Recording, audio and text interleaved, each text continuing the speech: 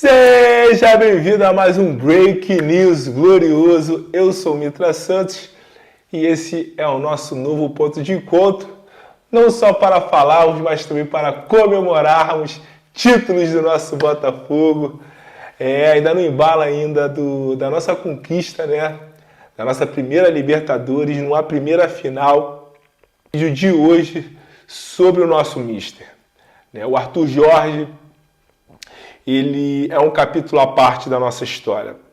O Botafogo, ele, no seu projeto, né, de infraestrutura, assim que o John Textor ele assume o Botafogo, o John Textor ele tem uma ideia muito clara de jogo e o que ele quer para o futebol do Botafogo. Em falar no Botafogo em si, a gente sabe que ele é um mega empresário, então em questão de estrutura, questão de business, questão de contratação, ele é um cara bem direcionado, todo mundo sabe, né, o perfil. No início nem tanto, confesso que no início ele vem com os perfis de contratação à parte, mas aí já é outro capítulo, o capítulo de John Textor. Mas o que eu quero falar é que no início se falava-se muito no Botafogo Way, né? Não sei se vocês lembram disso. Era sinônimo de risada, né? E de gozações, até mesmo entre nós, torcedores do Botafogo. Participei de vários grupos aí de WhatsApp e tudo mais que a gente brincava sobre isso, né? O Botafogo Way. Esse estilo de jogo no Brasil é meio complicado. É um futebol bonito, é um futebol vistoso, é um futebol para cima e positivo. E aí, meus amigos, a primeira aposta do John Textor foi no Luiz Castro. O Luiz Castro veio com um elenco ainda muito limitado, né? Não foi esses investimentos à altura que nós estamos tendo agora. Também isso aí é de se entender, porque início de projeto, o Botafogo, apesar de estar com o John Textor aí, que tem grana praticamente infinita, mas o Botafogo ainda tem muitas dívidas, o Botafogo ainda não sanou todas as suas dívidas, mas está com a sua casa em ordem. É isso que a gente tem que pôr em mente. O Botafogo está com essa casa em ordem, suas dívidas estão parceladas, as suas metas estão sendo batidas e até mesmo superadas. Então, em relação a dinheiro naquele período, o John Textor tinha um aporte para fazer, porém esse aporte não seria totalmente em elenco, seria também na estrutura do CT, estrutura do próprio Nilton Santos. O que eu quero dizer é que ele vem honrando seus compromissos. E em relação ao time, o investimento teria que ser menor, é claro.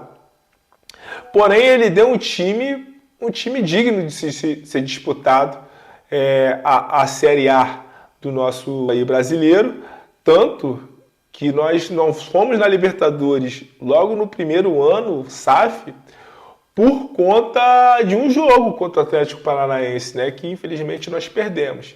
Mas o Luiz Castro veio no primeiro ano, ele não tem um aproveitamento tão bom, uma adaptação e tudo mais, a nossa torcida já com a expectativa muito alta, faz uma cobrança muito grande em cima dele e você claramente percebe que ele não assimila muito bem esse tipo de cobrança. Talvez ele não esteja acostumado, mas o Botafogo, né, é esse time gigante, com proporção nacional e mundial. Então, é uma pressão normal, a qual aparentemente no primeiro ano ele já não suporta. E aí, com declarações duras com a imprensa, um certo ar de descontentamento, né? E ele vai já para o seu segundo ano. No seu segundo ano, as coisas já começam a fluir, um investimento um pouquinho melhor, né? E o entrosamento do time melhor, e o time começa a embalar, emplacar vitória atrás de vitória, mas não desse formato do Botafogo Way. Era um Botafogo que vivia contra-ataques, era um Botafogo bem, defendia muito bem e saía muito forte em transição, assim ganhando de 1-0, tinha jogos que a gente passava mal, tinha jogos que a gente sofria muito na zaga e achava um gol, estava dando certo,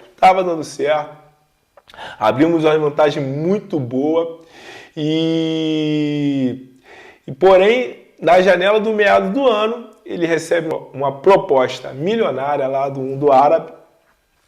Até então ele recebe a tão famosa ligação do Cristiano Ronaldo, né? Que pede para ele ir lá e treinar o time dele. E ele se vê tentado e se acovarda e abandona o nosso Botafogo. Como eu disse no vídeo anterior, muita gente bota na conta da derrocada de 2023 um jogo específico, uma expulsão, um jogador. Eu boto a saída do técnico. Tá mais explicado lá, se você tiver dúvida, vai lá no vídeo anterior e você vai ver o que eu falo sobre isso. Mas aí ele sai e o Botafogo sofre o famoso vácuo de poder, né? Esse vácuo de poder, de uma forma até meio, eu posso dizer que rápida, né? Ele é compensado, né, por outro português, Bruno Lage. Esse português também é garimpado, ele já treinou times da Premier League, ele já treinou o Benfica, hoje ele é atual técnico do Benfica. Então, era um treinador aí, currículo, né, muito apresentável, mas nitidamente você via que ele não queria estar aqui. Parece que ele fez uma escolha e depois se arrependeu. E teve um jogo específico contra o Flamengo, a qual nós saímos derrotados, e ele dá o cargo à disposição, não suportando a pressão, e aquilo que pra gente já estava meio que na cara ficou óbvio, né? A sua vontade de não querer estar aqui, e eu achei a atitude correta do Botafogo em dispensá-lo também, mas aí a gente tem outro problema. Aí vem o Cláudio Caçapa, também tem um início legal. Depois nós tivemos, enfim, vários outros interinos, o próprio Lúcio Flávio também. Depois veio o Matias. Depois teve o Thiago Nunes, que aí também outra decepção, uma ingerência de grupo muito grande. Enfim, gente, só sei que o Botafogo não teve sorte nessas suas trocas de treinadores, e isso acarretou no que houve no final da nossa temporada, infelizmente.